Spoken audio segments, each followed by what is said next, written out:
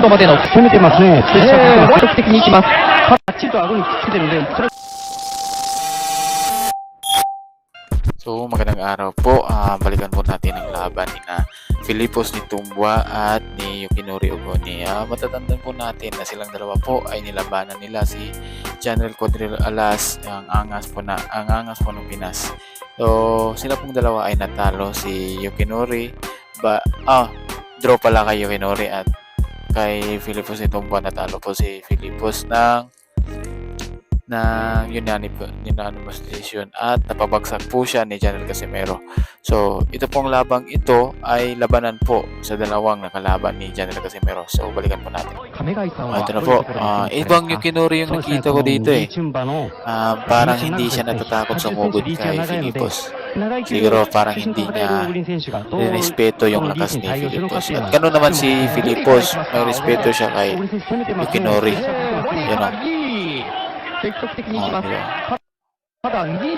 Sa mga hindi po nakakaalam, clitoris po yung gamit na gloves ng dalawa.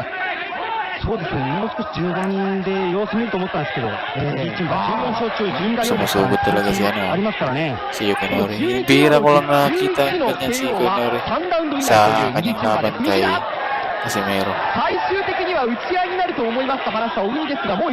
Si Filipos ganun pa din. May lakas din.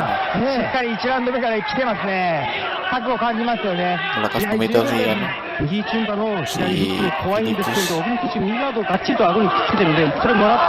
Yun na nga, tinamaan eh. Yun yung tumapos. Ganun. So, mabuti na lang ang ating angas ng Pinas ay matalino. So, siguro kapag natamaan siya si Cuadralas ng ganyan, siguro may kalalagyan din pero palagay ko si Casimero tumatanggap siya ng malalakas eh. Iwan ko nakatayo ba siya dito? Yan yung kamalian dyan ni Ogoni.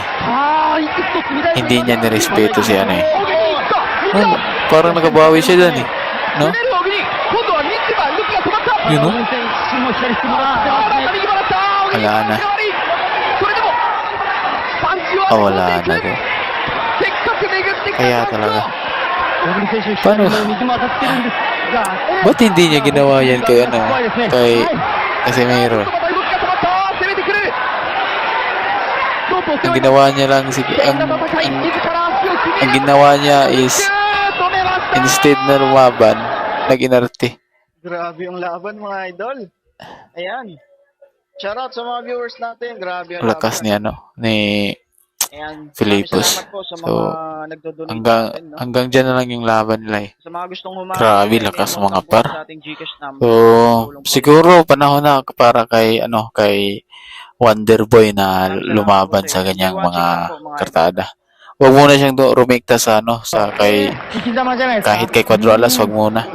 At huwag muna siyang lumaban kay Inoue. So, parang hindi siya bagay sa number 2 sa rank niya na number 2 sa WBO. Kawawa lang. Dito muna siya kay Filipos para makatikim siya ng malakas din. Ano kayang nangyari kung na-headbutt din siya ni Filipos, no? Panayuko kasi siya eh. Panayuko siya kay Cuadralas.